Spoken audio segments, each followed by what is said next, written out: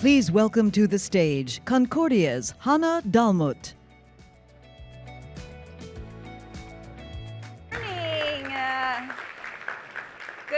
Good morning, and welcome everyone to day 2 of the 2022 Concordia Annual Summit. I love to see how many people are in their seats, coffeeed, readied, energized. We're going to need that kind of excitement going into day 2 of what is a marathon week, we all know.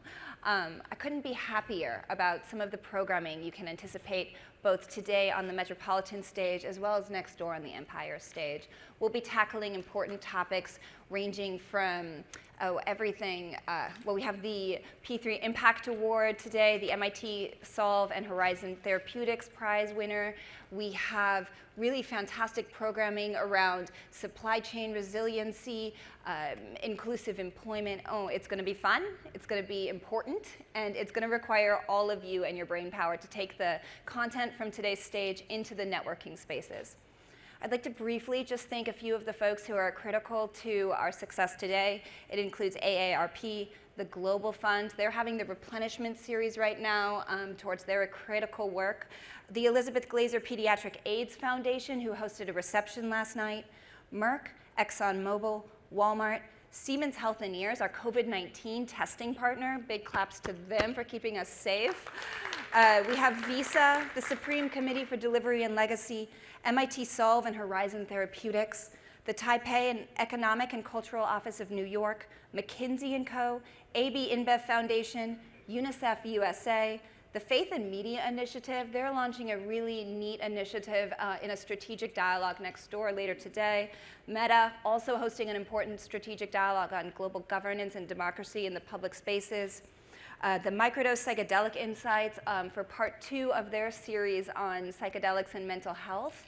And then finally, the Namibia Investment Promotion and Development Board. So that's a laundry list of really fantastic programming. Check your agenda. It's changing by the moment, but those printed copies are the best place to look. Concordia is on and around to help answer any questions. And of course, we're thankful to the Sheraton crew and everyone.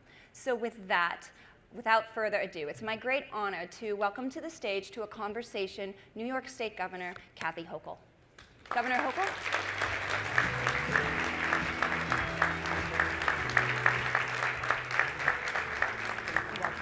Thank you.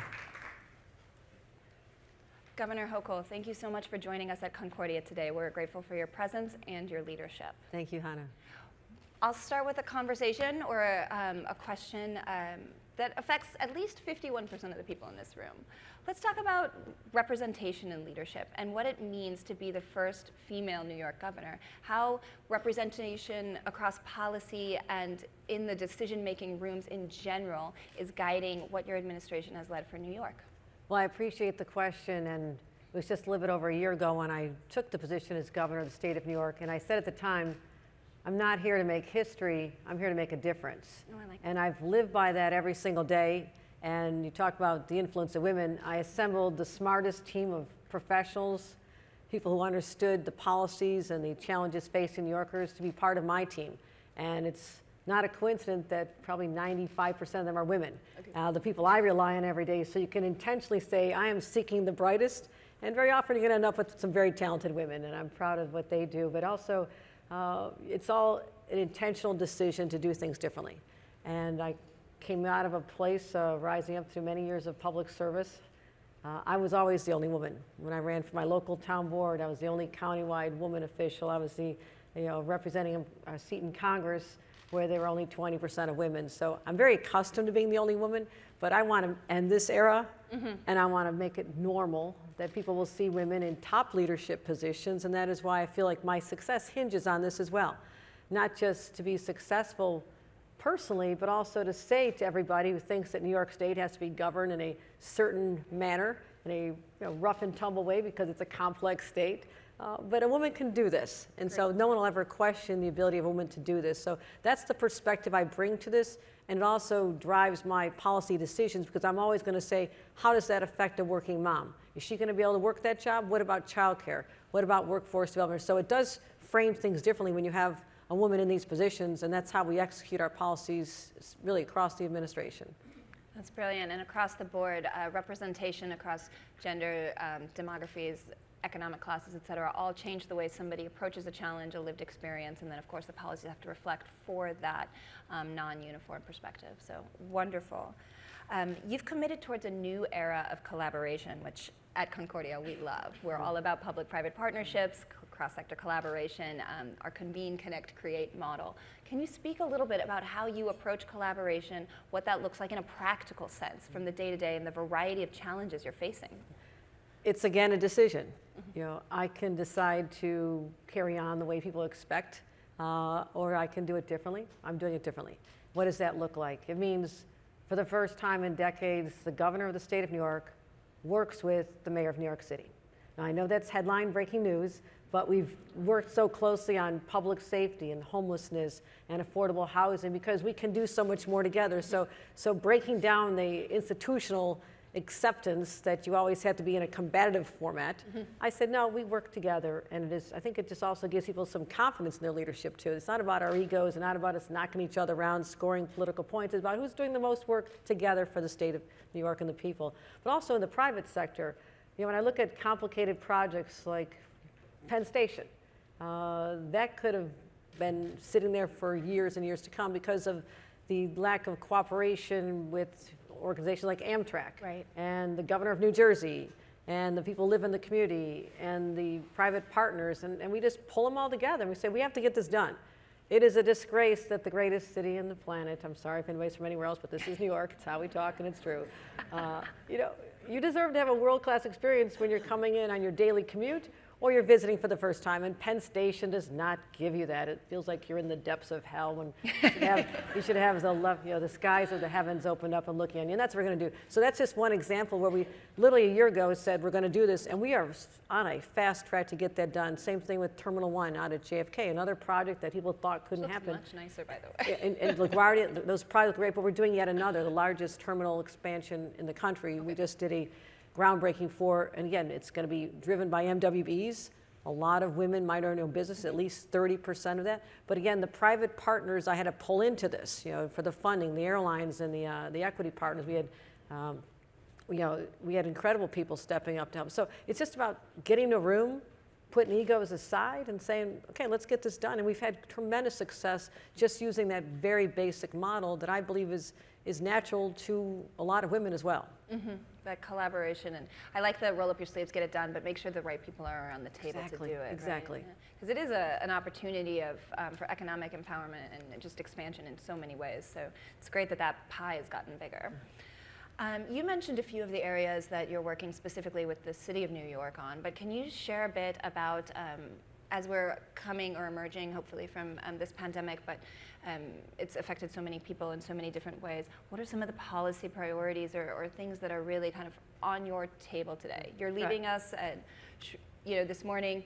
What are you going to next, and what's on your mind? Well, I'll tell you where I'm going next. I just spoke at the Clinton Global Initiative. I'm now heading to a subway stop and to talk about how we're putting cameras inside our trains so people feel safer on the subways. I was literally just speaking about that with a colleague, and just the idea of safety on the subways. So that's right. That is one of the barriers. We've solved it this morning. Well, I never say we're done with anything, but we're making progress. People have to have that sense of security in our public transit, on our streets, pushing a stroller, walking to your office. Yeah. That's job number one, which is why working with the mayor, working with governors of other states. I have 9 governors working together to get guns off the streets. No one ever did that before.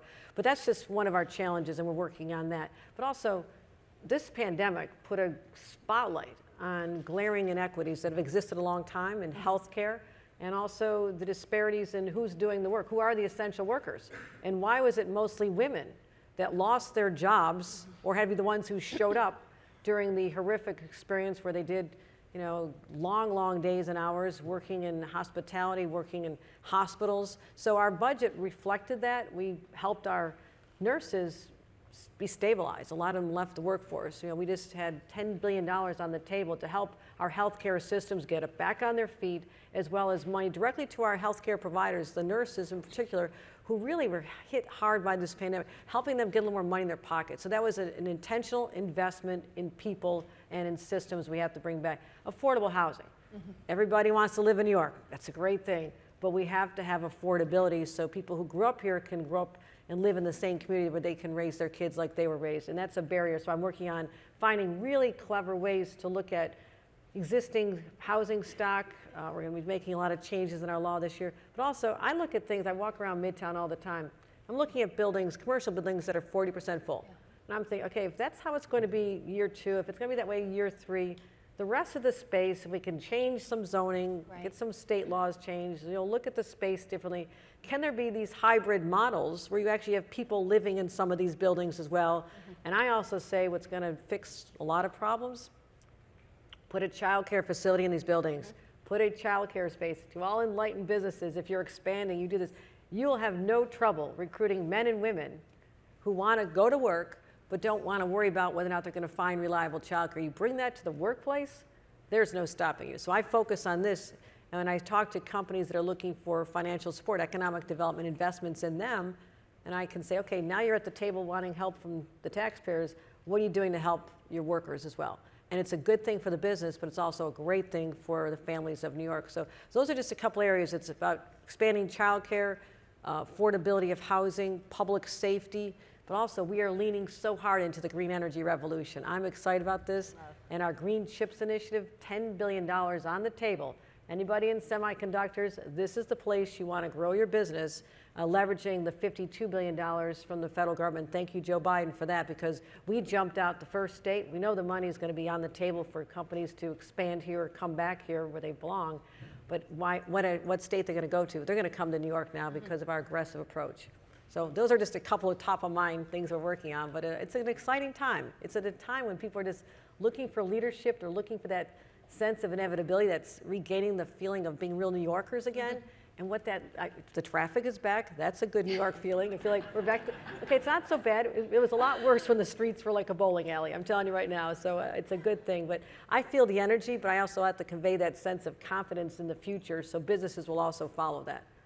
I think that's great, and certainly something for other states to also be listening to and learning, and cities around the world, of course, as we're thinking about this tension of society and as employees, but also humans as a whole. So that's right. That's right. Wonderful. So Concordia, broadly, myself included, we're passionate about democratic ideals and that want to serve as a forum to bring people together to kind of engage across those spaces and ensure that we're advancing all of the liberties that it entails. So as we think about democracy here in the United States, we know we're at a very interesting point in history, and I'd like to hear what you think are some of the biggest challenges facing democracy, both in the New York State, but then also more broadly as a nation that turns to look to you. No, this is very much top of mind, and we think about the origins of democracy. Go back to Greece. The ancient Greeks devised a form of government that is enduring to this day, and is something that we always took for granted in our country, like we took for granted, rights like women's reproductive freedoms. There's a lot of things we just took for granted that we now realize are precious. They can be lost. Yes. And if we don't stand up as citizens and say, no, this is the government we want, and we don't want people to question the results of elections, because that is a destabilizing force, but also access to the ballot box. We just passed in the state of New York the John Lewis voting rights law that was not accepted in Congress. I served with John Lewis in Congress, and I said, let his name be on the legislation. We say we're making sure we have full access to voting, and people having confidence in their results. Right. We believe there should be early voting, because why does it all come down to one day a year when you have busy moms getting their kids off to school, and they're going to their jobs, and they're going to go to their classes at the community college, and they might check in on their parents, and oh my God, it's after 9 o'clock and I didn't vote. Okay, don't make it so hard for people. So we have 10-day early voting in the state of New York. That should be easier to register to vote. I mean, it is a privilege, but it shouldn't be such so hard to attain that. Right. So we're focused on that. We just passed this year, and I'm proud of that. But I want all New Yorkers to know, and the rest of the country, this should be a model for what you do. It should be easier to vote, but also election integrity. We have a lot of cybersecurity mechanisms put in place so people will trust the results of our elections, because that's how we protect the democracy in the state of New York. And nationwide, we have to call out when we see injustices in other states. And indeed, people who are election deniers, who will not continue the century-long practice of opposing parties accepting the results of a duly administered election. So that's what we have to do as citizens too. Stand up and seize this and say, this is ours, this is precious, this is who we are. I'm not going to let it slip away. As a follow-up to that, how can citizens best convey that? What's the, in your ideas, in terms of getting people, if I'm a voter, right? So if I do have those concerns, what's the best way to reach out and engage with a government that feels sometimes far away? And also there's a responsibility on the citizen for the privilege of living in a country like this. You know, people have lost their lives on battlefields around the world defending your right to vote. Right. And if you don't show up to vote, that's a basic obligation of citizenship. But to inspire people to vote and get them motivated to vote, they have to realize that when they sit back and let others decide that, you kind of forfeit your right to complain. You can't say, well, I don't like that person, I don't like that. Did you get out and vote? Did you actually participate in this? Because if you didn't, okay, next person, I want to hear from the people who actually care enough to show up. But we also have to give them something to vote for. Get them enlightened leaders that they'll say, this is the person leading the country, the state, my congressional district that I believe in. And so the candidates also have a responsibility to fire them up. And what I would say is, you know, just this election this year, you know, say Roe v. Wade, say the Dobbs decision. I mean, if there's women in this country who say it doesn't matter who's in office, well, guess who picks the judges on a Supreme Court? I mean, this is a fundamental right that we've had for all these years in this country. So. Or school board curriculum. Or and again, regulation. I've served at every level of government except school board. Okay. I may get there someday. Maybe it's probably going to be the toughest one yet. But that is where citizens can rise up, sit there, and do everything to support the education of children. There's nothing more important. So citizen engagement is what keeps us strong. It keeps us meeting the challenges of each generation. And it's an exciting time. And I don't want complacency to sit in. That is my greatest fear, that people say it doesn't matter anymore. I'm old enough to remember as a kid watching the Vietnam War divide our country, the riots around the convention in 1968. I was a little kid. The assassination of John Kennedy, the assassination of Dr. King, and Watergate. I mean, if you ever talk about a time in our history when everything felt like it was really falling apart and we're never going to come back, I lived through that in my early years when I was just starting to pay attention to what politics and leadership is all about. Fast forward a generation, I'm still as optimistic about our country as I was back then as a child. And I want this generation, younger people, to say, no, if we engage, if we participate, we can make it even better. So I just don't want citizens to become complacent. I want them to care. And it's up to us to inspire that. Thank you so much, Governor. We appreciate your leadership, the ideas you've shared on our stage about governance and inclusive decision-making and a broader impact for all of communities. And we appreciate you taking the time today to walk us through. Thank you very much, Hanne. Really appreciate it. Thank you so much.